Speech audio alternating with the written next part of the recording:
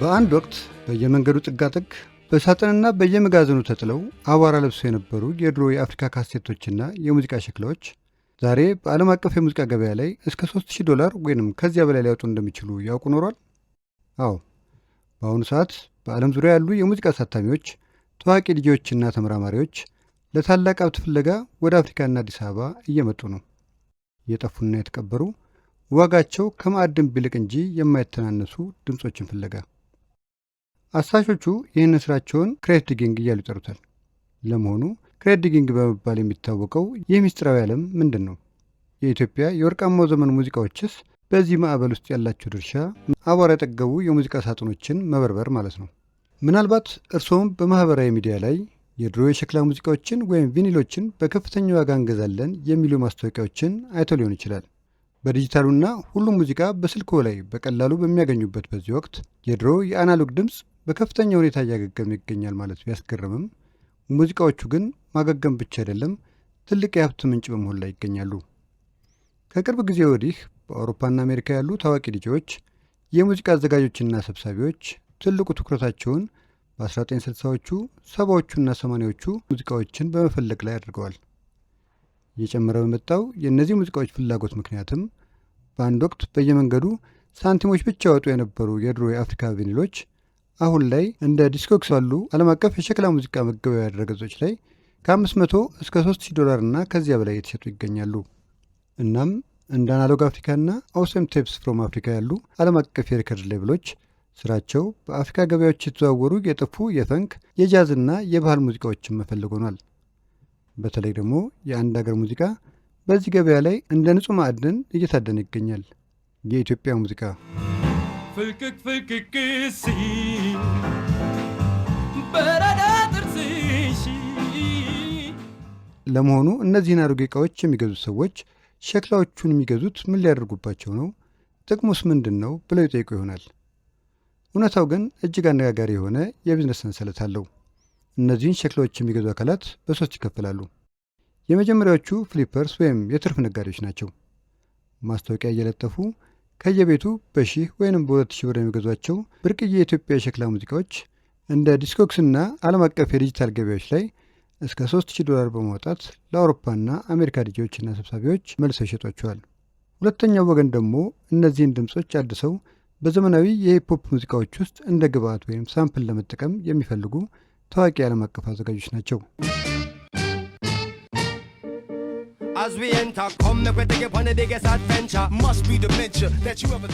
ዘመናዊ የሂፕሆፕ የፖፕና የኤሌክትሮኒክስ ሙዚቃ አዘጋጆች አዳዲስ እጅግ የሚወደዱ ዜማዎችን ለመስራት የእነዚህን የድሮ አፍሪካዊ ቪኒሎች ለየት ያሉ ድምፆች ወይም ግሩቭስ እንደ ግብአት በሰፊው የተጠቀሙባቸው ይገኛሉ።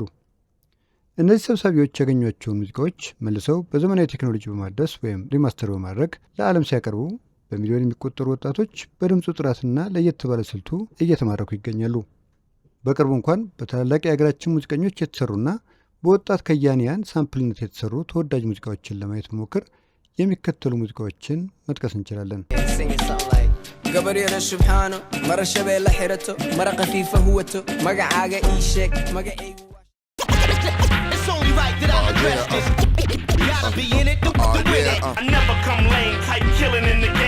ሌሎቹና ለገበያው መፋፋም አስተዋጽኦ የሚያደርጉት አካላት የድሮ ሙዚቃዎች ሰብሳቢዎች ወይም ኮሌክተር ናቸው። ሙዚቃውን ከልባቸው የሚወዱና ታሪክ እንዳይጠፋ በግል ቤታቸው ማህደር ወይም አርካይቭ አድርገው ለሚያስቀምጡ ለእነዚህ ባለሀብቶች በጨረታ መሸጥ የሸክላ ሙዚቃ አሳሾቹ ሌላው ዓላማ ነው።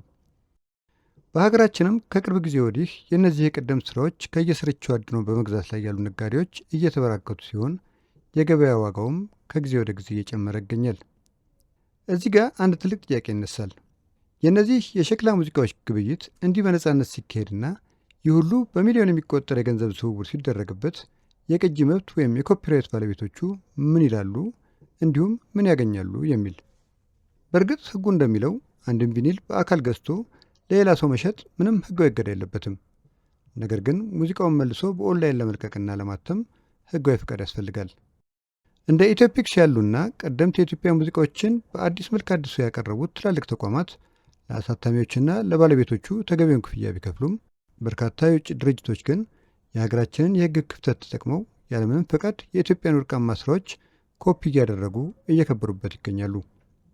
ምንም እንኳን አብዛኞቹ የሙዚቃ ሸክላ ሰብሳቢዎች በሙዚቃ ፍቅር የተሞሉ ለጥበብም ይሁን ለአርቲስቶቹ ታላቅ አክብሮት ያላቸው ቢሆንም በዚህ ስራ ውስጥ ሰርገው በመግባት እውነተኛዎቹን ድምፃውያንና የጥበብ ባለቤቶች ሳይጠቅሙ ድብቆቹ ሰብሳቢዎችና ደላሎች ግን ሚሊዮነር የሚሆኑበት እንግዳ ዓለምም ተፈጥሯል።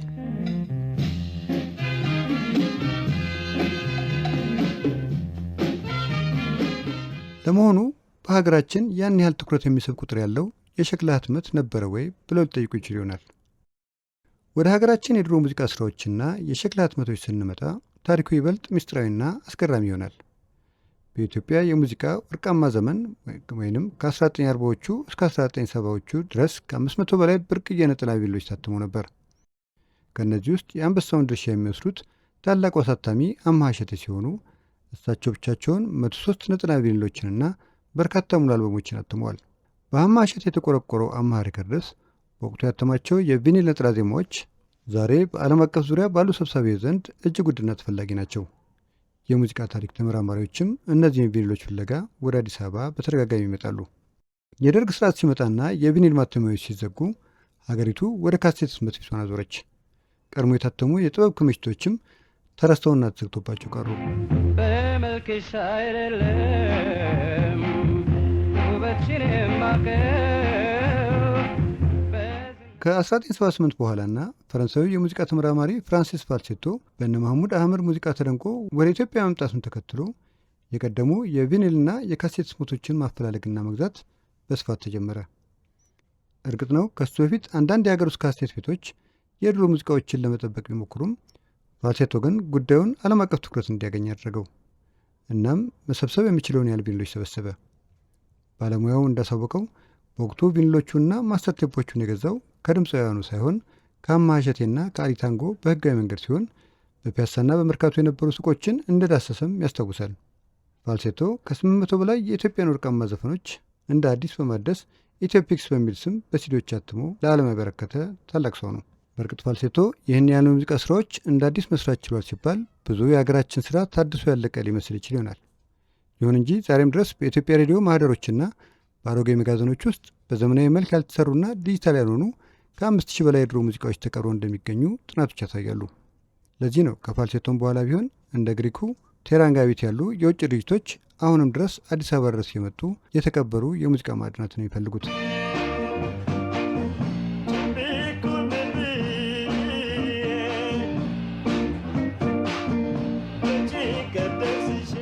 የጥንቱ የአናሎግ ጥበብ በዲጂታሉ ዘመን መልሶ ንጉሥ መሆኑ እውነተኛው ሙዚቃ መቼም ቢሆን እንደማይሞትና ጊዜ እንደማይሽረው ትልቅ ማረጋገጫ ነው።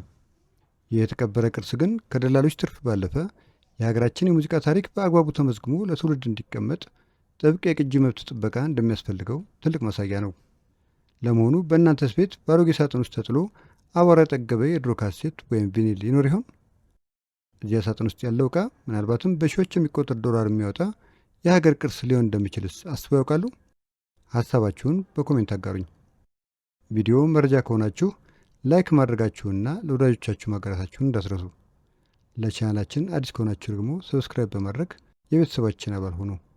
በሚቀጥለው ማራኪ የታሪክ ቪዲዮ እስከምንገናኝ ሰላም።